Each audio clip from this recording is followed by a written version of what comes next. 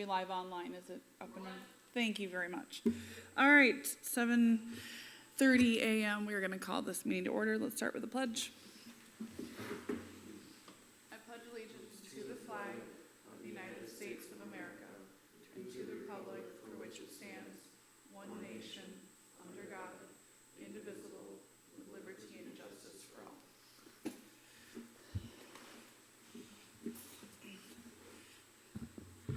I don't have anyone to ask a roll call to, so I will just do a roll call, if that's okay, Jennifer, or do you want to track the roll call? What's that? Should I just do a roll call? Sure, you absolutely Okay. can. Councilmember Whittington, Here. Councilmember Rorich, Here. Councilmember Steinberg, Here. Councilmember White, Here. and Mayor Norton here. Moving along, new business. We are going to first discuss the new mower for the Public Works Department. We brought this up in our last council meeting and had to make some decisions pretty quickly to keep us mowing along. So I'll defer to Public Works Director Hartman or to Jennifer. I can go ahead and kick it off. We got a couple more copies coming in if you want, Andrew, unless you've got. Okay, so right now with the information you have that was sent out on Friday is the pricing we were able to get from between the last city council meeting and Friday. So we talked at the June 5th city council meeting, and in that information was a packet to lease. In the packet was some information about leasing a Bobcat mower. And discussion took place at that meeting about the desire to have more than one proposal to look at. And so that was the purpose of today's meeting, primarily was to schedule a special meeting and between last Monday's meeting and today to try to get some more pricing. So included in there, you'll see the Bobcat information that you had before with a little additional information, and that's for the lease. And then Andrew also reached out to Arnold's and has some pricing for a Cub Cadet.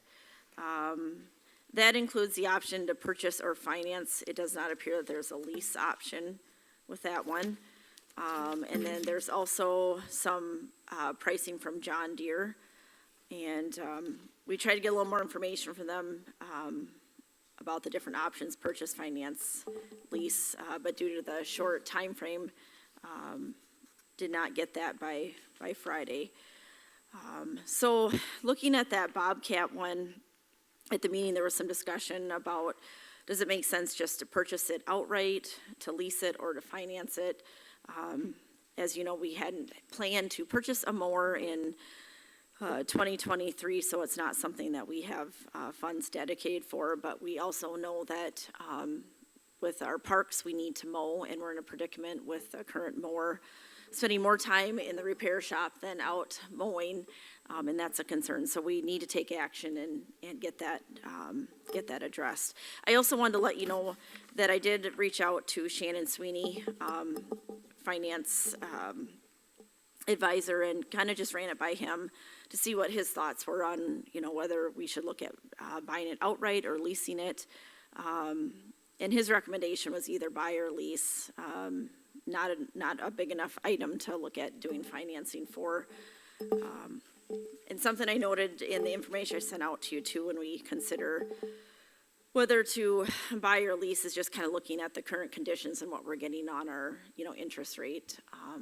And then looking at the interest rate on the lease. So I guess that's the information we have gathered since the last council meeting. And we definitely have a healthy balance in our street capital outlay. There would be a little deviation from what was in the budget for expenditures, but we do have money in capital outlay. It just wasn't something that was planned for to be expended in 2023. So maybe I'll turn it over to Public Works Director Hartman and let him add from there. Yeah, so the Cub Cadet mower is pretty comparable, I think, to the Bobcat, and then I think it's the first John Deere, the first page of the John Deere one. they're all basically the same setup. I think I'd still like to go with the Bobcat just because with the 2-speed and stuff for as much bouncing around as we do and, you know, being able to get there quicker, and it seems to me it would be more efficient. Andrew, can you explain that to them? So, we don't have a trailer that we haul the Right. mower, so maybe just give a little more explanation on that 2-speed and the importance of that. Yeah, so our 72-inch right now, we don't have a trailer that it fits on that we can use, unless we use like the dump trailer, which isn't really feasible for the mower. So if we go, you know, when we bring it down to the shop for maintenance, we usually just drive it back from the park. And bouncing around, you know, if we go out to Eagle Heights Park to mow and things like that with it, with the 2-speed, it would be a lot quicker and more efficient to go from place to place like we do with it.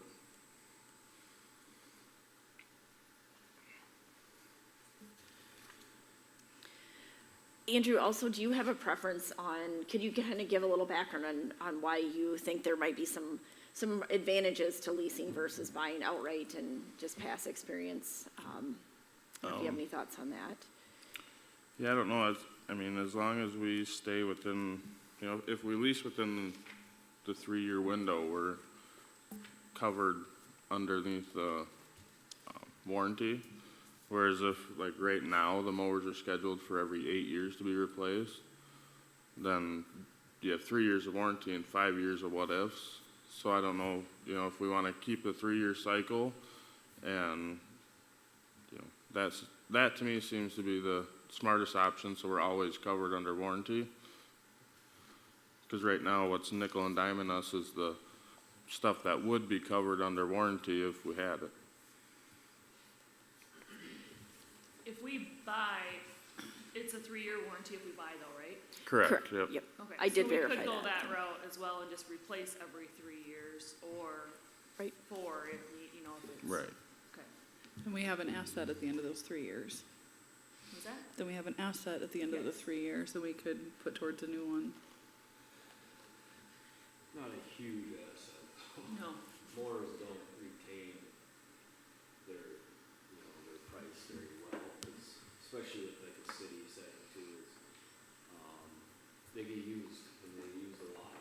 So, I mean, is it an asset? Yes, but it's not gonna be a huge asset. It probably depreciates as at least half, won't you say, Andrew? Yeah. I mean, so, I mean, I don't mind either way, because both of them are gonna be under warranty. I think the biggest issue is getting that 8-year replacement changed, but,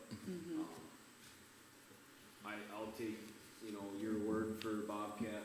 I'm kind of a John Deere guy just because that's what we use the most, but, I like the 2-speed as well, being able to travel faster. So, I'll make a motion to accept the Bobcat lease under, Public Works, Hartman's, advice. I don't know if we need more than that, Jennifer. I think that's sufficient. We have a motion. Do we have a second? I'll second that motion. Okay, further discussion. I'm just a little, I have some questions first here. So I'm looking at John Deere and I see 2 very different quotes. And one is at 15.2, the other's at 12.7. They both have a 72-inch deck. One is the Z960 versus the Z970, so I'm guessing that's, do we know how it would explain that much of a difference between the machines with one model, Yep. or is it? Yeah, so the 970 is a 35 horsepower engine on it, and then the 960 has like a 25 horsepower, where the Cub Cadet and the Bobcat ones both have 35 horse, you know, it's basically apples to apples, the same engine on, so that's why. Okay. So the 12,700, the Z960 model really isn't good comparison to the Correct. Bobcat and the Cub Cadet. Correct. Okay. Yep. Cub Cadet looked like there was some kind of fees and the interest slam out the door. Looks like we don't even have totals from them yet. Is that correct? Oh, that was John Deere. So Cub Cadet pricing 13,579. And did that include that, what was it, 5% or 4.75% interest right off the bat? If the city were to pursue financing, they did not appear to have a lease option. It's either purchase outright or finance. Oh, okay. Yep. Okay. So the sale price is actually just under 13,000. Yep. There's some processing fees that kicked it up over to 13,000, but, yep. So,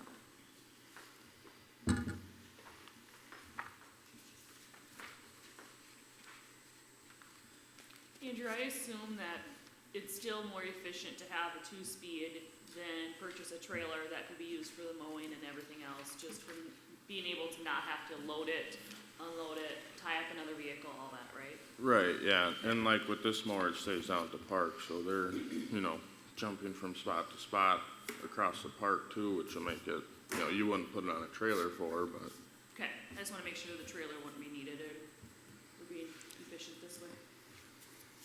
So, sounds like everyone's pretty in agreement with Bobcat, right? And that's obviously what you're asking for, Andrew, and I trust your judgment implicitly on this. What I'm still kind of stuck on is finance versus lease, and I get absolutely, we're gonna use the heck out of it, right? We're gonna have depreciation, but even if it's half the value in 3 years, that's still, 6,000-7,000 we can put into a next one. Where at least we have nothing at the end, and then we still have to get another one. Doesn't look like when I did the math on this at our last meeting, it was within $1,000 difference of financing, from purchasing versus leasing.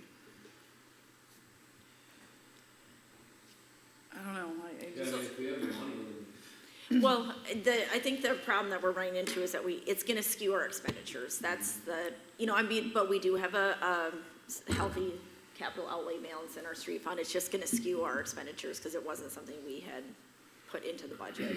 maybe it's something where we lease now and then prepare for the next, in 3 years, and then buy in 3 years, and then maybe that's just what we do from there on. That way we can, at least plan for it instead of having it be something that kind of just pops up. Do we have another mower that's needing to get out anyways? And when are you expecting that, not with the paper, because I'm sure the paper says another 4 years from now, I'm guessing. hopefully next year. So we might be in the same sense next year then. Yeah, And then if we sure just could. fast forward 3 years, say we did buy it, and the 3 years is up, it's time to replace. What's the process anyways? I mean, I know when we lease, it's turned back in, we lease a new one. But if we're selling it and stuff, I know we've sold other things and it's not going for what we think, or this or that, or are we keeping it, or what does that look like? Cause that might answer some of the question on Right. if buying is the right option. So on that one sheet from Bobcat, there's the lease term in months. So if you look under that 36, that's what we're looking at. There's also the purchase option amount. And that would be the cost to purchase it at the end of that 3-year lease. Yeah, so what Bobcat's telling us at the end of the 3 years, they think it's gonna be worth $3,400. That's what the buyout is. But the chances of us buying it out are probably pretty slim, right? Right, yeah. But that's what you could put on the value of the asset in 3 years, it'll be worth $3,400, way less than half. Right. So,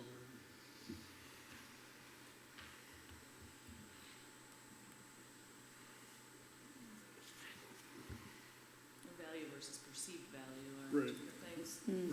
right, I mean, I think you're gonna be closer to getting anything out of it if you sell it, is closer to that probably 1,500 range, cause they're gonna see it as a city. yeah, it's gonna have a lot of hours on it. So I have no leasing this time, especially since it wasn't budgeted for, and I mean, I think we've gone through that same thing with the copier, where it's something that's used every day, it gets beat up. You kinda cycle it in and out.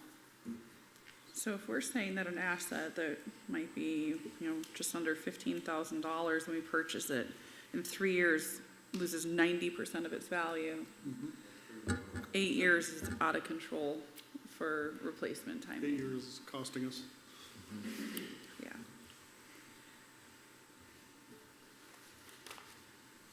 But at least this mower is meant for what we're doing, so this one's gonna last much longer than, what is it, Country Clipper or Yeah. Clipper Club or? Yeah, Country Clipper. The country club. Yeah, I have no concerns with the model selected, that's not it at all, it's just paying interest when we don't need to pay interest.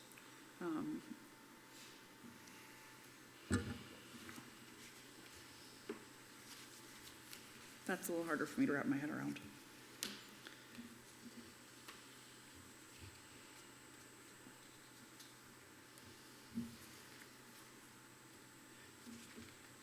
Any other thoughts from council? Any other comments? Jennifer, Andrew, any? Okay. We have a motion and a second. No further discussion. All in favor of accepting the Bobcat, I'm gonna stumble over whatever model it is that is in here, it's the only Bobcat model correctly. With a lease term, accepting the lease terms before us at $367.45 per month for 36 months. All in favor? Aye. Anyone opposed? Motion carries.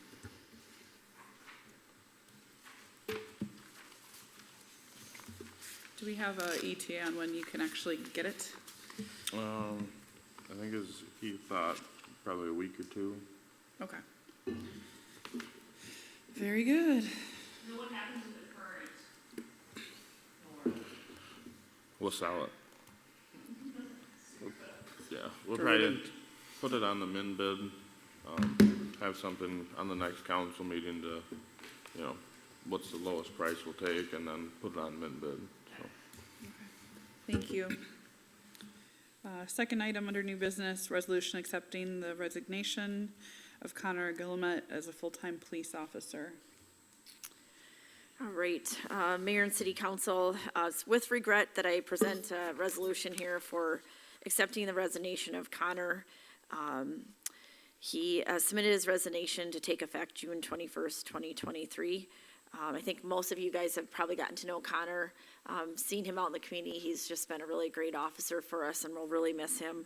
I let him know the door is always open if he decides he wants to come back. So with regret, we just need a motion to accept resolution 2023-29, accepting Connor Guillemette's resignation.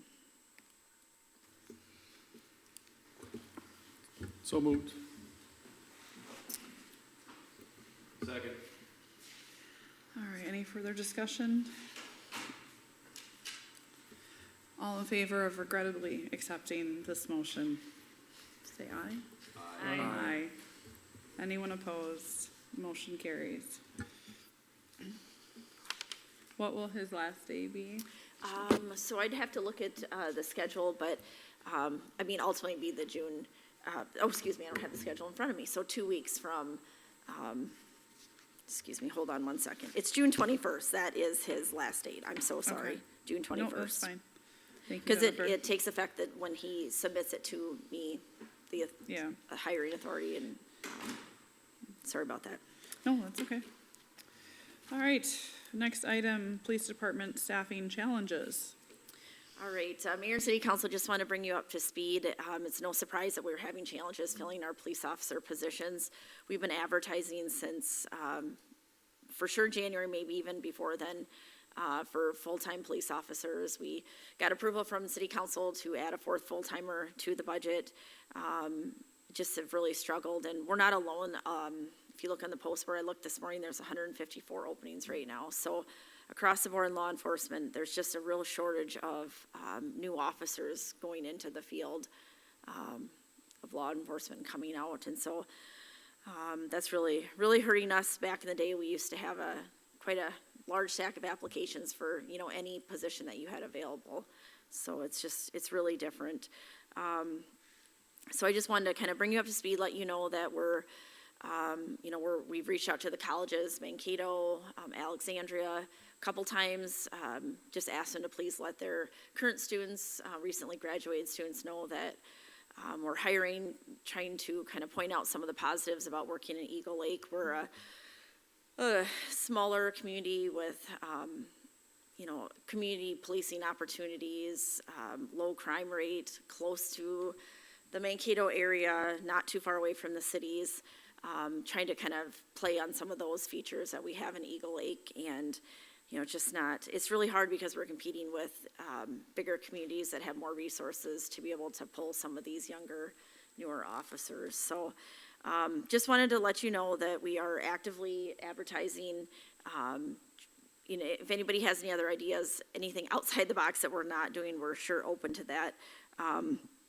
But just we'll continue putting out posts as, every 30 days. And if anybody knows anybody that's in law enforcement or is thinking about relocating, going from a bigger department to a smaller department, those are some of the things I think that, might be helpful if people know somebody can give them that personal, hey, come to Eagle Lake and, kind of advertise what we have to offer here. So, I don't know, John, if you have anything else that you want to share. We are working with the personnel committee and talking through some different options on what's the best way to try to promote these positions and just checking in. Yeah, like Jennifer said, it's difficult right now. There's a lot of openings and there's a lot of people kind of in the same boat we are. And we're just trying to think outside the box a little bit and try to promote, I guess, what all the good things Eagle Lake has to offer. Is it, do we know where Officer Connor went to? Is that public information? Boy, I don't know if that's. My question is if it was a lateral move between villages in an area, why would that be, if that's the case? I don't know, and we can't really talk about that here. I think I would feel more comfortable if it would be Officer Connor sharing that information. We typically don't, when someone submits a resignation, include where they're going and their reasoning. I would want him to share that. Have we explored sign-on bonus or, things of that nature? I don't know what we all pay for when we get new officers, but, maybe doing paying for your first two uniforms or paying for your first gun or, whatever it is, some incentives maybe that would help out. I don't know what the sign-on bonus would be. I don't know if that's even a thing we can do, but it's just, I'm just trying to think out loud on what we could do to draw new officers into our community. Well, that's a really good point, that retention, recruitment, there's some monies that are gonna be coming. I don't think we're gonna get them until, I believe it's December, but each municipality that has a police department will be receiving some public safety funds, and those are some of the things that are gonna be talked about, possibly doing sign-on bonuses with recruitment, and then also there's some ways to possibly structure some sort of a retention bonus. But I don't know all the ins and outs of that, but something that we're definitely gonna be looking into and absolutely offering. Yeah, as being on the personnel committee, I think everything's on the table, right? So what do? We need to have so much coverage. Right now we've got the chief and a single officer. What is that coverage gonna look like? For public safety, how many more hours do we need? How do we cover that? All those kind of things. So, yeah, it's hard to recruit, but I think, one of those things is, what is it, bonuses? What is it, hourly pay? Is it environment? Is it, what is it? And I think Jennifer will be talking to the officer as he leaves, just to see if we can get an idea of what there is that we could fix and move forward. So, but yeah, retaining and training, obviously recruiting is probably, pretty good number, especially for an officer that requires a lot of training. We don't want to invest and lose kind of thing, so. Well, yeah, because essentially what we're doing right now, I mean, with Officer Connor, is we just trained him up to be a full-time officer, and I don't even think he's worked here for a year, and now he's out the door. That really concerns me, that we have a revolving door of police officers. I'm not sure, I'm not sure I can speculate on things, but, again, I always come back to our location. We're right next to Mankato. We're a big city, and we should be a bigger city in the county, so we should be, an attractive place for, officers, I think. I think we have to look bigger picture at this, and I completely agree with everything we're saying here. There's a lot going on. But I've been hearing this exact same thing when we've been talking about getting that fourth officer and, focus on our positives, and they are positives. But at the end of the day, when we're paying $5 or $10 an hour less than what other cities are paying, money talks, and people are making those decisions. I can't speculate, obviously, with Officer Connor's decisions, but when we are compared to other cities that are different but have a lot of similarities, we're not paying at the rate a lot of them are, and I realize that that rate is inflated in some places, and I'm saying inflated just based upon, average police officer pay. I have many opinions on that, where it's at and how it should be higher in the first place, but just the going rate of things. Cities are being forced to take very drastic measures, small and large, and they're increasing rates and doing massive retention and sign-on bonuses. And we're just not able to, at this point, I'm not hearing that we're playing in that area. And I think at this point, we need to be. We're not we'd like to bring on a fourth. Now we're down to 2. What if chief cop is ill for a day? What if our officer has to take a few days off? What if, heaven forbid, they want a vacation? And what is our rate to Blue Earth County to cover? I mean, I think we've tried doing it the softer way, and really focusing on those positives, and I know we've all been sharing, and I know, Jennifer, you're doing everything to help share. I know Officer Cop, I even know Officer Connor and Dustin have been trying to recruit as well. We've been doing everything we should, so what's the problem? We are a fantastic city, but money talks. That's just my opinion. That's where we're at.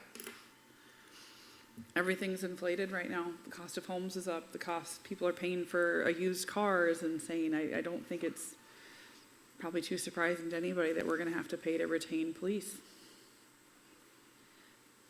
And I don't disagree with that, but I think we need to look at it as a whole package. What does our department look like? Are we staffing it properly? Are we paying the right amount? Obviously everybody knows the environment, right? The state of Minnesota is down how many thousands of police officers? So the pool is smaller, so we're gonna have to potentially pay more, but is that the right?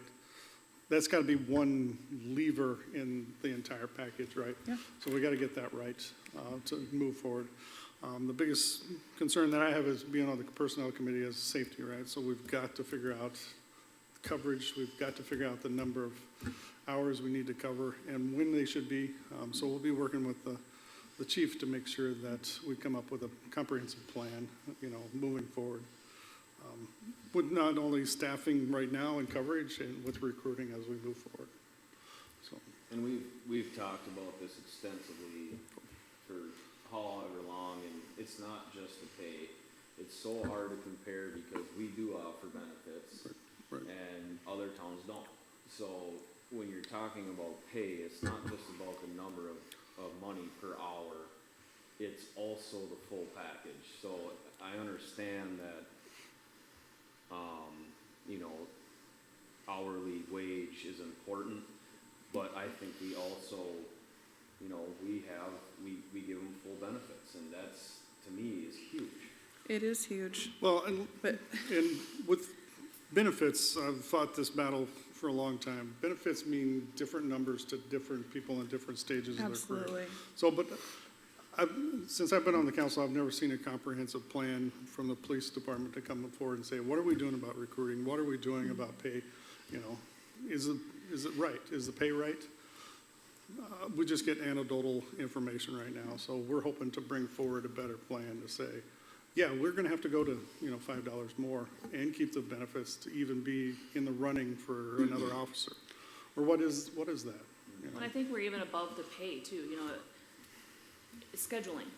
Right. And who we have it, and, you know, when we were, and I mean, you guys all get the schedule, and if you look at it, there's consistently officers that are on call often. Right. Well, you guys know if they're on call, they aren't going out to the lake in the summer and drinking or out, you know, 2 hours away, cause they're on call, they can't do that, or socializing, I shouldn't say drinking, socializing. Well, put yourself in that shoe, how would you feel time after time after time? And now we're down to 2 officers. Right. What does that look like? So, you know, even if we pay $10 more and get one person in, is that enough? We really need to go to that full 4 people, and that's why we approved it. And how do we do that? Can we even do that? And that's probably my bigger concern is this isn't a last 6 month, last 12-month problem. This has been an ongoing problem for, you know, since, in my opinion, since the COVID pandemic and George Floyd and all of that spiraled down. And I'm concerned that, can we make that change quick enough where we can, yeah, we might hire one, but will that be enough to get people to stay, or will we continually always be a revolving door? And I'm concerned that Eagle Lake being a smaller city, will always continue to be a revolving door. And with that pool not there, I get concerned.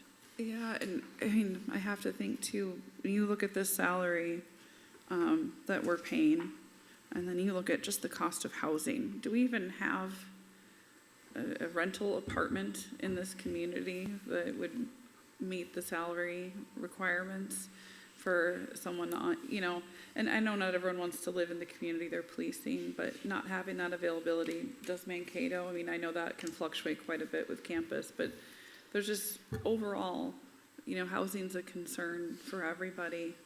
And I don't disagree, you know, benefits are an amazing asset, they really are, and like John said, they can mean a lot or a little. You know, if you're fortunate to have a spouse that has great benefits, maybe it isn't as important, or if you've got a family of 4 versus For your I'm very single, healthy no kids. 24-year-old man. Exactly. Single man. You know, it's not that I don't want to look at this as a whole. I'm we just got it. thinking it needs to happen quickly. How do we more aggressively support this effort to make sure that it is done sooner than later? Because we've been talking about it, like you're saying, this predates me. What do we do? Yeah, and one thing I've noticed is that we've had scheduling issues since the 6 years that I've sat in this chair. And, you know, that would be a thing that would be nice to get figured out too, is to get why? You know, why are we having these scheduling issues? Why is there abrupt changes in the schedule, et cetera? You know, again, I think that we need to, I think everything needs to be looked at. Like Councilmember John Whittington said, you know, you know, and as Anthony said too, you know, we have to take in effect the benefits too, that the city pays benefits too. You know, I mean, getting your own health insurance is very expensive on your own. And that the city does pay benefits, but I think that, I think that the personnel committee is working on it, and, but, you know, what happens if we lose another officer, you know? Then we don't have a police department. Well, and that's a concern of ours, right? So what if we lose another one? What if, you know, what then? So not only being, you know, filling the positions we have, what's the contingency plan to have coverage? No Don't matter we the have an number of agreement officers we have. with Blue Earth County for that? We do have for emergency response right now, if there's an incident or we don't have sufficient coverage, it's emergency on call. So it'd be just emergencies, it wouldn't be Right. police? It wouldn't be for Correct. there's a dog Right. running down Hourly the street. coverage type, it wouldn't be an hourly coverage type thing. Right. Yeah, we've talked about that. You know, what are our options? You know, who can help us if we do go down to a single officer, you know? What are those potential contracts? Those contracts should be in place anyway, just because of contingency. So, those, all that's all, we're taking a look at it now. So. Jennifer, you have thoughts? Well, yeah, I mean, I think it's just, there's multiple factors going on, and as Councilmember Steinberg alluded to, this has been an ongoing issue for, the past how many years since I've been here. When I first started working here, it was the part-timers. We couldn't keep part-timers. We're a revolving door. Well, now there's no such thing as a part-timer anymore because there's such a demand for full-time positions, and there's not enough police officers to fill all these positions in our state and in the country. So I think we definitely need to look at the wages, the sign-on bonuses, recruitment, retention. I don't know what the answer is, but I'm concerned, and we'll continue to have frequent conversations with our chief and make sure that we have a solid contingency plan in place. Because our priority is just keeping the community safe and making sure that we're prepared. And you can't predict if somebody's gonna be sick, like you mentioned, or get hurt. But we have to really be thinking of every possible angle to look at here and just make sure our community is covered. So. I mean, financially, the budget where we're at right now, I imagine we will have overtime. That's probably going to skyrocket at this point. Well, the good news, by the different line items, yes, our overtime probably will increase, but overall, the budget for the police department wages will be down because we factored in a fourth full-timer, and so our wages are actually under 50% right now at this point in the year, so just because we haven't filled that. With the overtime, especially going down to 2 officers, I would not want to jump either officer to fill the void of other officers from a safety, from a livability standpoint. We've had officers in the past sleeping on duty. We've had officers on the past that leave because of burnout, and you hit both by having overtime, or potentially both, a dangerous situation or just lack of being able to have a life outside of work. So, Are either of them working overtime currently? Not large excessive amounts, just, if there's someone's on call, they get called in, there's an automatic 2-hour, overtime per our policy. So it's more that we're not purposely scheduling overtime. The chief has been trying to manage the schedule without doing that at this point, because we don't want to burn people out. We don't want unsafe situations. But there is overtime, like if they're working a shift and they have a call that's running long, they'll stay. And then that's generally where the overtime comes in. The biggest problem right now is the on-call, right? So we've got too much on-call to where they're not getting paid and we're not paying a lot for on-call, but their quality of life is diminished because they're on call all the time. Understandable. So we're not going to solve the answers to And this dilemma today. I personally don't think that this is anything that's gonna change quickly. It's nothing that's happened quickly, and it's not gonna change quickly. And it's not just with the police force, it's with the industry as a whole and employment as a whole. Anybody that's in hiring fields will see it in all different aspects of employment. Public Works had the same problem for a while, and now we're finally where we need to be. So I think I'm, seeing other aspects of it too, is just looking at everything has to be on the table, because what if we do lose another one? What if one of them get hurt or sick or any of that?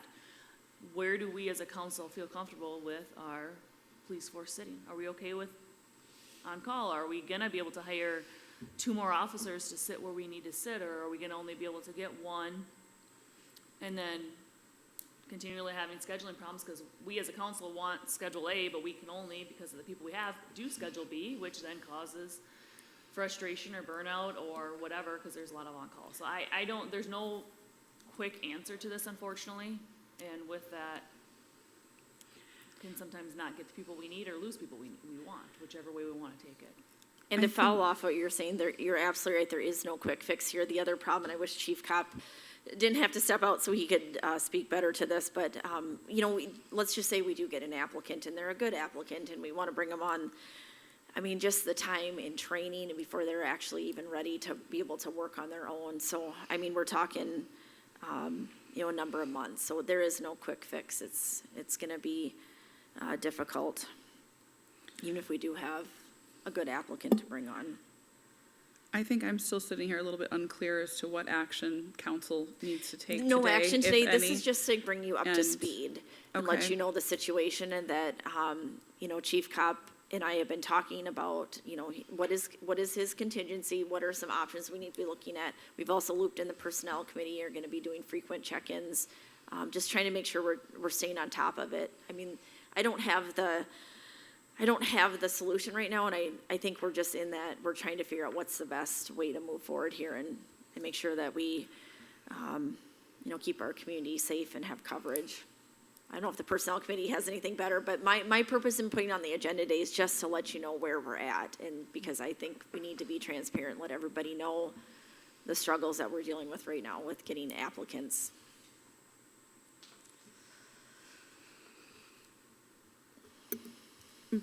When do we expect to have kind of a comprehensive plan or strategic plan from, whether it's chief cop or from you, from personnel? I mean, not being on the personnel committee, I'm kind of aware of some of these things, but the nuts and bolts, you know, I don't know if officers are sharing concerns about not being able to really take advantage of their days off. I don't know those things. You know, I think there's those of us on this council who aren't aware of all of those challenges. But I'd like to see something in writing that here's our plan and this is how we're gonna do it.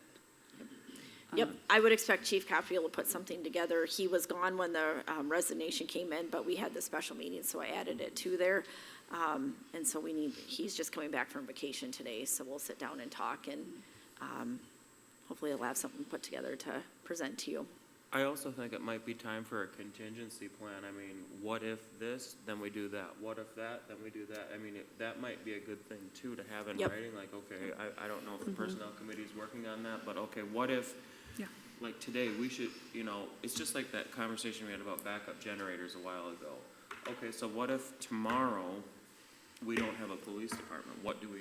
We should have that in writing and say, this is what we're gonna do, and the council already knows what's gonna happen, and, you know, and that there's a contingency plan in place. Okay, this is, okay, we do X, Y, and Z, you know, and like, So Yeah. I think that's a great question. You know, that's something the personnel committee will be asking of the police chief. This is a responsibility, I believe, of the leadership of the police department. So we'll be pushing that to get that for the council and bringing that as soon as we can. But I agree. You know, what happens if we lose another officer? You know, we still got coverage. What happens if, you know, they leave and then the last officer gets hurt? What if- We what if- have a police department that has records and files and things that I imagine may need to be produced to the county or to a court system or something else within a certain matter of time. And if we don't have anyone authorized to enter that room because they haven't done the fingerprint, you know what I Well, mean? Like, I there's think there's so many that- layers there. We do our records with Blue Earth County, so we don't manage that stuff. So we you know, would never have anything here that needs If to they be. collect something, evidence, I'm sure, but Chief Cop would need to speak to that more specifically, but, yeah, I guess I'm I'm not just using maybe that as an understanding. example of Yeah. something like, you know, we're not even authorized to go in there. You know, if they aren't here, then what? You know? Jennifer, you are authorized to go in there, or are going through the backgrounding to Yep, be authorized. yep, yeah. yep, I went and had the fingerprints, but I would not get involved in dealing with evidence that would be inappropriate. None of us Right. would be authorized to be dealing with that. It'd have to be somebody in law enforcement. But if we don't have anyone. yeah, so that's why we need a contingency plan probably like tomorrow. I mean, I hate to be that blunt. Well, and I will say, I Great mean, just including. with Chief Cop, and this is the problem, is he needs vacation, just as all of us do, right? So now he's coming back today from vacation, and, you know, as much as I would hope people know or can see things coming, you never see when someone's gonna resign or You change can or get forecast hurt. it. But we did go from a position, in my opinion, and this is my only first year on personnel committee, so I don't know what happened before me. But we went from a problem of not being able to hire the fourth to now a serious concern and urgency. You know, I think before it was, oh, we'll hope we'll get a fourth, we'll hope we'll get it, you know. But now I personally feel, and I think that's where John sits too on the personnel committee, is we aren't just at a let's keep trying to post online, let's keep trying. We're at a, we need to We are see critical. in writing, what is your plan? How are we going about this? What if this or that happens? And how are we gonna address that? so that we aren't sitting here again and hopefully not ever, but sitting here again potentially saying, we have one officer. Well, that's not gonna fly That's for not gonna coverage in cut it. Eagle Lake. Right. What's that gonna look like? And that's where, unfortunately, us, as much as we want to have our Eagle Lake Police Department, we have to look at all options, because this is not a new issue. This has been an ongoing issue, and we just have to make sure we have our residents covered, however that means. So would it make sense to have another special meeting before our council meeting to review that plan? Because our next one isn't gonna be until Till July July 10th. 10th. Yep. It's, the week later. My I- only concern when you do that is, one, again, he just came back from vacation. So he's got some, I mean, we all know when we come back from vacation, we have a little bit of just checking in. But I know John and I have requested even weekly meetings to like keep things going where we at. And what I would fear is just that we come to the council with a half-ass plan or a not fine-tuned plan. So I would respectfully ask that if we can keep this kind of like really pushing it and digging in, getting things fine-tuned before we come and say, here we go, especially since we're really only 3 weeks, and one of those weeks is 4th of July, which is gonna be half a week out for a lot of people anyways. So do we think we'd have something by the next council meeting? Well, I think Is we that need a to fair- require that, right? Yes. Yeah. I think it's okay to say the next council meeting. I would say to throw in another special meeting in there and expect something done would maybe be a little bit more of a stretch. But knowing the urgency that things have to be happening. I think it's important though also to stress that if there's an emergency in our community, there will be law enforcement presence Yes. here to help us. And I don't think we need to create widespread panic that we're going to have 911 calls and nobody's going to respond. I do not believe that is the case. What we are going to see with the reduction of going from 3 officers to 2 officers is less patrol time. presence, That's yeah. the difference that we're going to see. And I don't think we're the only community going through this. You Google police departments, there's communities across the state that have had the same thing that we're dealing with, that they're losing their officers that want more opportunities to have more specialized roles in law enforcement versus our community. There aren't a lot of opportunities for career advancement. We've got a chief and we've got full-time officers. There's lots of different things you can do with law enforcement, investigators, drug task force, K-9. We don't have those opportunities. So I think we need to look at everything and kind of think about, Eagle Lake isn't a department that has lots of different opportunities. And so we are going to be a natural stepping stone for people, and we always have been that way. So I think to some degree that shouldn't be a shock. It's just we don't have the bodies anymore to be able, or the police officers to be able to draw from like we used to, that wanted to get their foot in the door, get some experience. That's what's missing, and that's what's hurting us right now.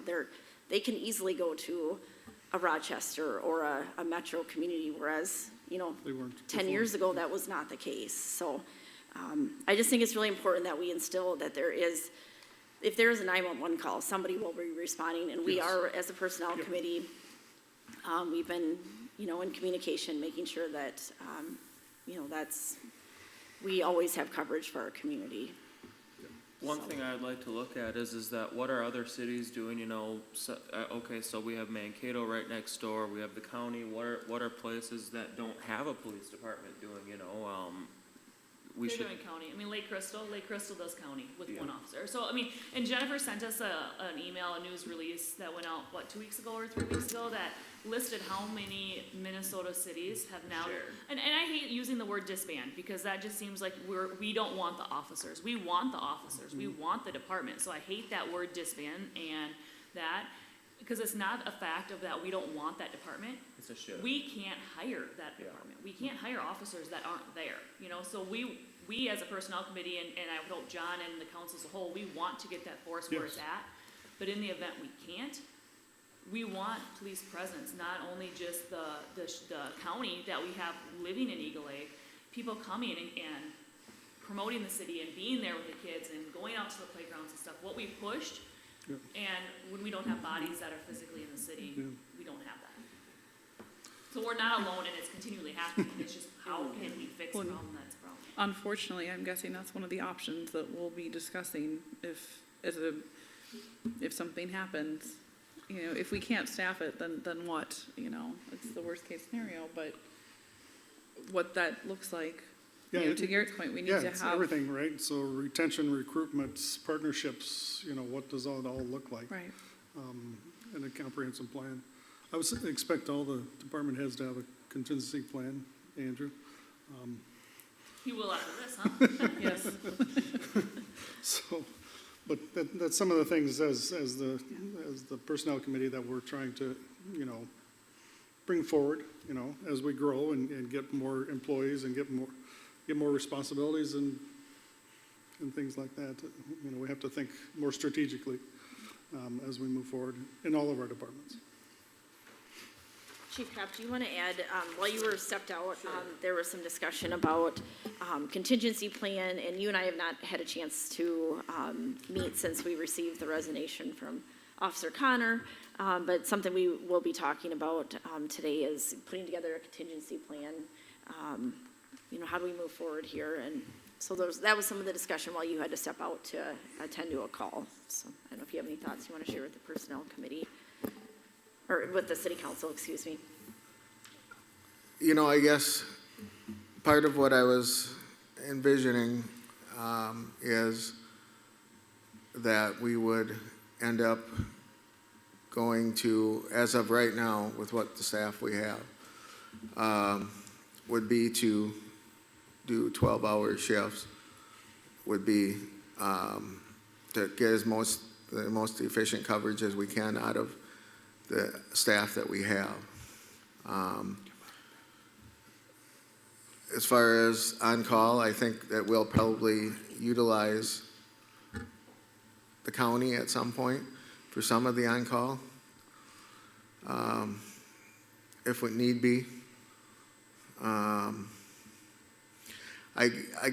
haven't had a lot of chance to think about it. I've just kind of been milling over different ideas and things in my head. I've been off, but you know, some of the other plan would be just to, like I said, get the most complete coverage that we can in the most effective times, busiest times when we have the most calls and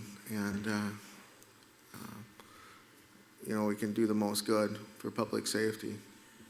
Does that change a little bit regularly during the summer when school is out? 'Cause I know I see you every morning out Yeah, there making sure the yeah. kids are getting there safely. Yeah. It's a little easier in the summer because we don't have school going on, you know, as far as staffing, like we did last summer.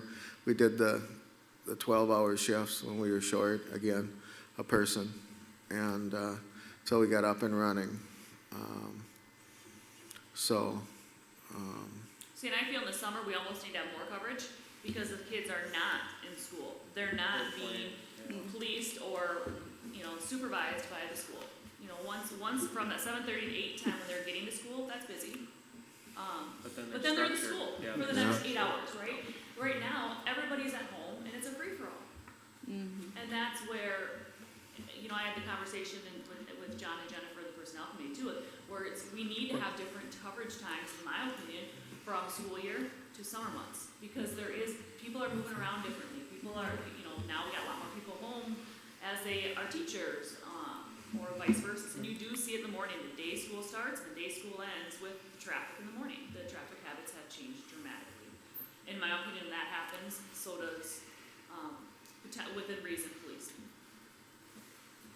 You're gonna have a lot more kids running around town midday than you are when school's in session. And those are the things that, yes, John was gone last week, so we weren't able to, you know, with one officer down now, able to say, okay, now what's the plan? But I can tell you, John and I both have that, what is the plan now? Yeah. Summer months have changed, what does that look like? What does that coverage change look like from school to summer? And now throwing in that we're down an officer, now what? And still being safe and reasonable with the schedule so we don't cause any safety concerns from the community or the officers. Yes. Yeah, I'd have to go back to the drawing board on the schedule. The hard part when you come into the schedule is, and I understand what you're saying, as far as the kids out and about. The hard part is that a lot of times having that coverage, you know, up until only, say, 10 o'clock at night or something like that, causes problems. If we start earlier, Well, I think that's where we have to look at your call log, right? You know, you Yep. brought it to us before, we look at when's the most high call log, and the different thing between the call log and your guys is making the stops, right? You know? correct. What is that call log time and the peak times and peak days, and how does that, you know, go with the peak times that we would want officers just out and about, if not to keep the community safe, just to network with the kids and the adults and everything. So I think there has to be here's the 2 times every single day that we want people there. And again, knowing that if someone's not there, the county is still there. We don't not have company people. So basically what you're saying also too, Beth, is hitting on the contingency as well, that's Right. having coverage. We're kind of hitting every aspect. What is the emergency operations, you know, for having coverage on tires on the streets, so to say, Right. right? And remember, I mean, look at all the calls that we've had that have been calls in, whether it's the knife, the chicken, whatever it is, we've always had county there as assistance. So for people to say that, okay, we're nervous now because someone's on vacation and we don't have coverage for 3 days, we do have coverage. You just won't see a patrol car driving Right. around for 12 hours a day. Right. So that's where I'd like to just see how are we gonna, where's the visibility of the patrol car gonna be? And then having that backup plan or the backup, you know, on call with county or whatever it is, so we have it. But then the secondary piece of it is, if we don't hire, if we lose another person, what does that plan look like? Yeah, what is the emergency Correct. protocol? So let's say that something happens tomorrow, that we find out that another officer leaves or quits or fell down the stairs and, Correct. broke their arm. Right. I mean, then we're really in dire straits. So what is plan A, what is plan B, what is plan C? Okay, if Chief Cup, is sick one day or 3 days, has a medical situation, or if Officer B is gone, I mean, I think we're at dire, you know, getting to the point where we need to have these emergency protocols in place. Well, just to clarify, we do have an emergency protocol in place. Right now, we have that contract emergency on call. So if there is a call that we Well, have, I'm not meaning like that. So you want pricing on what it would take I'm to- saying backup plans for Yep. staffing. More long-term, I mean, we're talking I'm like talking 6 long, months. I'm not talking about, okay, Chief Cop is sick and there was a police call at the American Legion because someone fell off of their bar stool. Okay, we know that the county is gonna come to that call. What I'm talking about is if all of a sudden tomorrow, we get a call saying that Officer B has resigned because they are done, that's what I'm saying is why I want a retention plan. I wanna know what's gonna happen if that situation, I'm not talking about freak emergency, I'm talking about like, we're losing an officer to another job. We just lost one officer, okay, we have one officer left, what are we gonna do? You're wanting to We continue. need to have that plan tomorrow. So you're asking for the plan I'm asking- of what it's gonna be if we go down to one officer, long-term, and long-term Correct.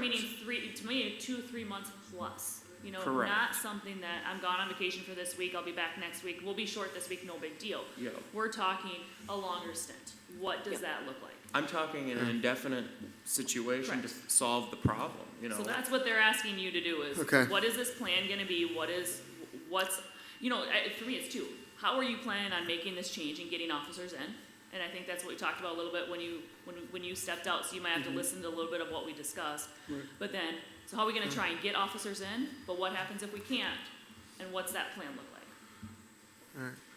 Kind of like a football backup chart, you know, like, okay, if Anthony breaks his leg on the second down of the football game at Mankato East, we need to have the second string player, right? Okay, second string player's broke his arm, okay, we need third stringer, then we, you know, how are we gonna maneuver that, you know what I'm saying? That's what I'm wondering.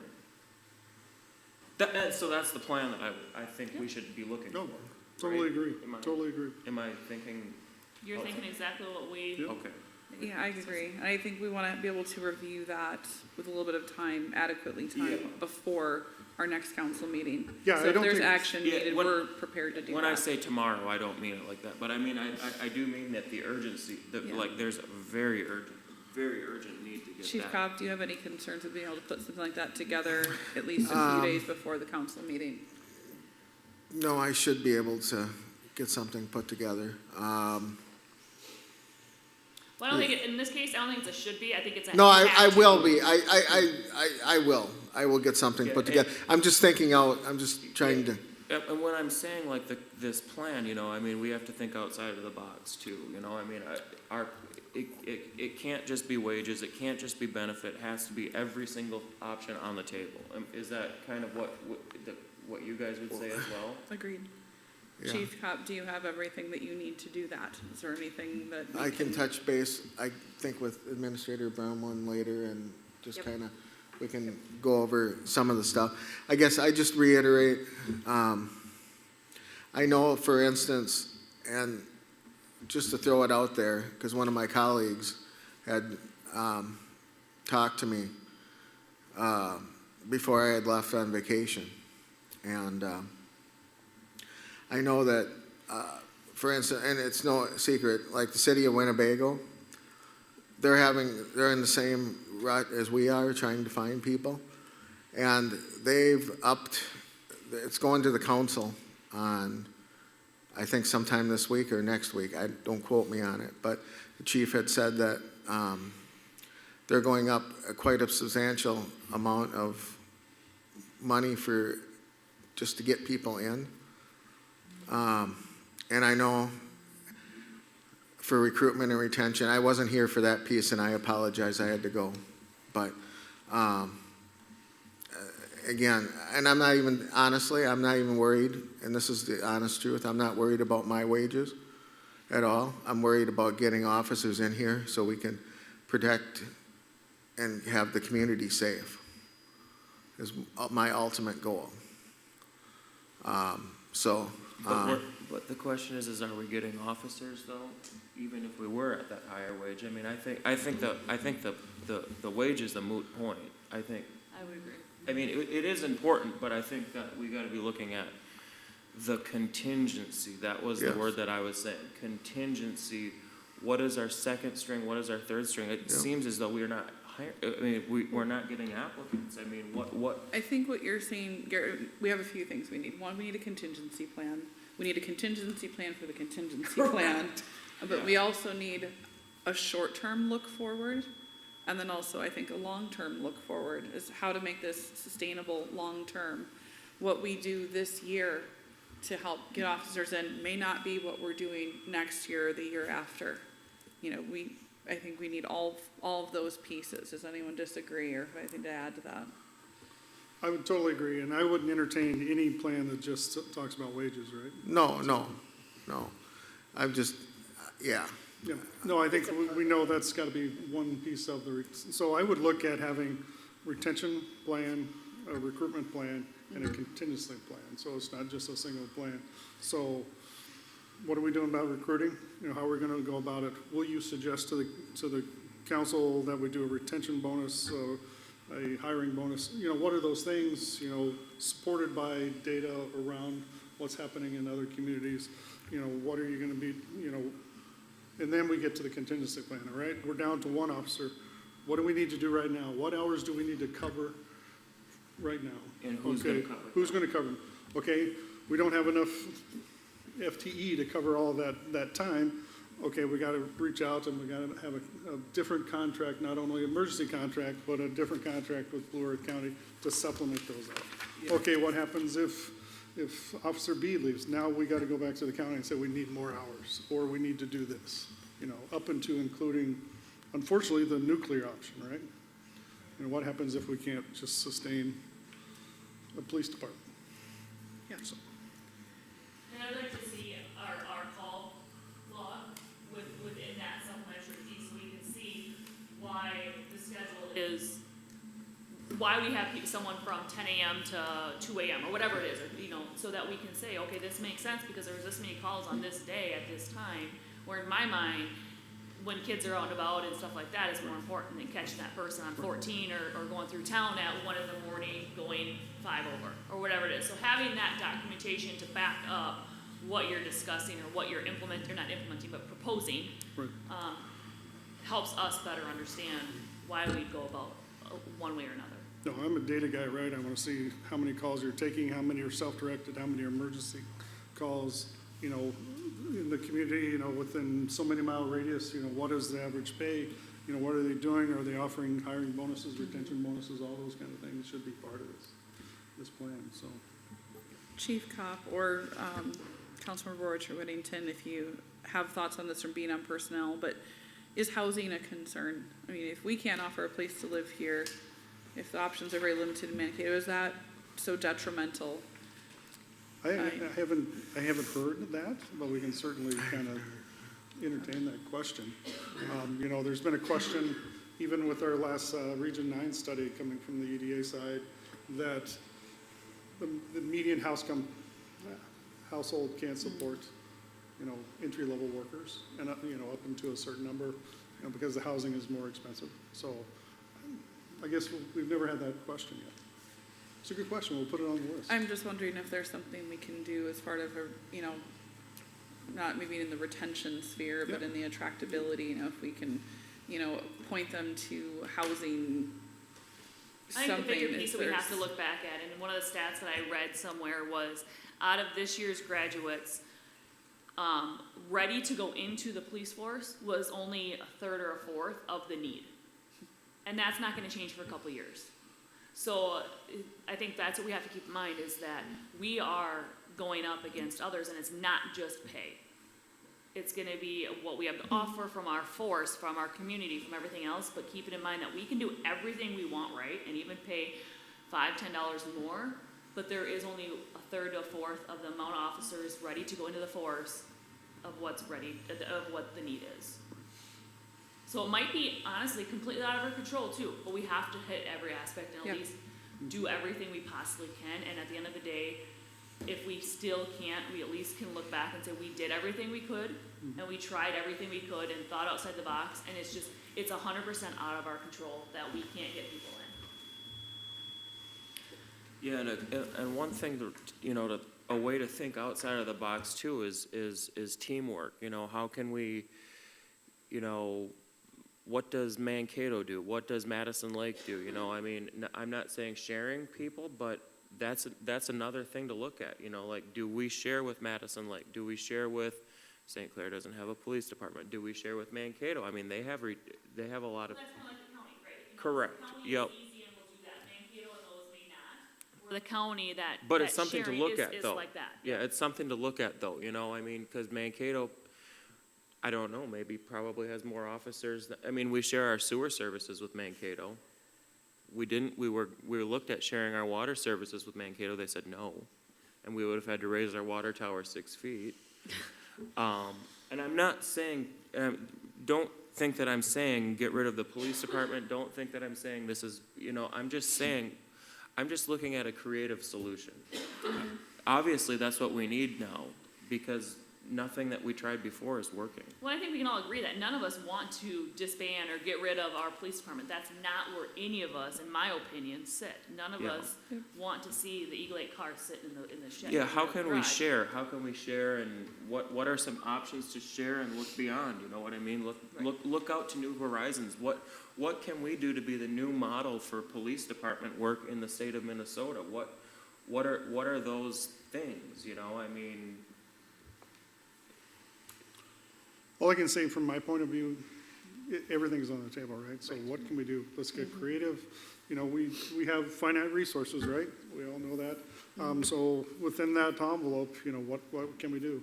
Or even move some things around, you know? Yep. So within, like you said, partnerships, all those kind of things. You know, what can we do?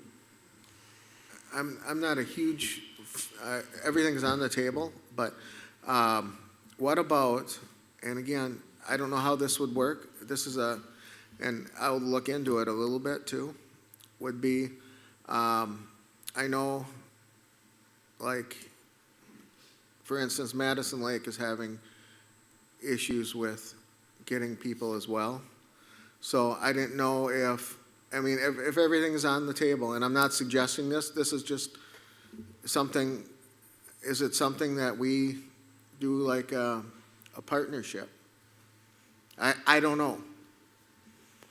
I'd say we should look at every option. Yeah, that Yeah. was, you know, that's a creative option that I would be thinking of, you know, I mean, I think you got a lot in front of you this week, and you're gonna be digging into the ground deep to try and figure out and get all these plans together very. you have there's a blank canvas and, you know, you have this here, you have that here, I mean, you have a lot of things that you can pull together.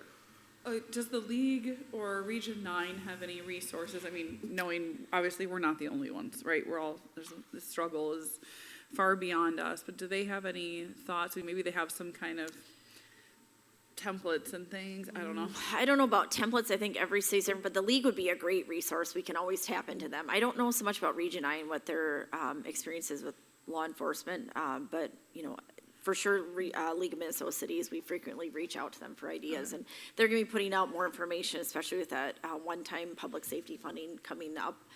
I think, I mentioned before, I think we're gonna get that sometime in December. That'll help us if we wanted to do some sort of, you know, recruitment bonuses or retention. So, yeah, absolutely, we can lean on them and see if they've got any ideas, and, yeah, absolutely, we'll work together here, and, you know, the personnel committee will keep in touch, and probably just do weekly check-ins, and be, and then hopefully Chief Kopp will have a plan we can present at the upcoming council meeting. Yeah, I just want to make sure I mean, obviously, you're going to have more on your plate right now anyway, being down an officer, but then adding this, you know, I want to make sure we have the resources that you need and whatever it is that you need to get this to us so we can move this along and support that as best we can. Jennifer, at the next council meeting, you may go into private session to discuss that piece, or is it all public knowledge? Yeah, great question. We wouldn't have any legal basis to go into closed session that I'm aware of at this point, based on what we've talked about. So. And I would think it'd be good for it to be transparent through this whole entire thing, so. But yeah, no, and I would think that we would want this at least a week prior to the council. I don't want this to land on your desk Friday afternoon I completely agree. Yeah. for a Monday meeting, so. Yeah. You know, I know I probably will have questions as I read through it, so. Well, that's why, is this something that'd be better off on a special meeting? I mean, look how much time it already has taken this morning. Instead of at the regular council, you know, if it was discussed a week before the regular, I mean, I'm not trying to add more time and meetings to anyone's schedules, but, look how much discussion there is about it. I would think we'd want to just see what the agenda might be like for the next council meeting. It may be light, it may be heavy, we don't know yet, I would think. I worry about scheduling anything ahead of, The 14th. the full council. I would rather if we do, like I said, have us kind of help Yeah. get through it a little bit, only because of that week of the fourth, with the fourth landing on Right. Wednesday. I mean, I'll be gone that whole week. I mean, I'll be accessible on my emails and stuff, but I will not be available for meetings or anything. And I just want to make sure that We don't have time. we have all of the ducks in a row and not coming here throwing out something that is not followed through or followed up on.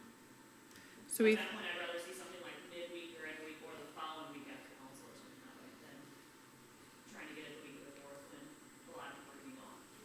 So you're saying the week before or after? I worry about doing anything formal the week before with the expectations that you guys would have a final plan. Like, we could do something the week before if you guys are understanding that it's gonna be a very rough draft versus a final plan. I mean, I think a draft by the 30th, It's a good thing. yeah, just something that we can react Yeah. to, something we Yeah. can discuss. Chief, does that seem fair by June 30th, just a draft of kind of what our options are? Yeah, and then if I can, I'll talk to Jennifer, or Administrator Bromlin, excuse me. And we'll work close together and to with the personnel committee and stuff. And Okay. I mean, buck kind of stops at you, Jennifer. You kind of know more on scheduling and all of that. I mean, Yeah, I think right. urgency is there, right? And just because we're not meeting doesn't mean things aren't happening. That's exactly, I was just gonna say, we're having active discussions, this isn't something that we haven't been talking about, putting together a formal plan you know, that for the council to review, that is new, but I think, honestly, what we should do is just continue working actively to get this plan put together. If we need to call a special meeting, something else changes, we absolutely will. I'll keep in touch with you guys, and I think we stick with the plan for June 30th. Something comes up sooner, we'll have to meet sooner than that, but that'd be my recommendation. Yeah, and I would just reiterate, as these plans come out, is that you can't respond all to the emails, you can't, you know, the public meeting laws apply, and we need to be, especially with this one, because we're really excited about it, that we don't step over that boundary. It'll be easy to go, reply all, what about this? Yeah, I think I'll I'll get save some my oopsie reply all for the exciting news about the new lawnmower. perfect, perfect. All right, any further discussion on this topic? Any announcements? I would take a motion to adjourn. Second. All in favor? Aye. Aye. Anyone opposed? Motion carries.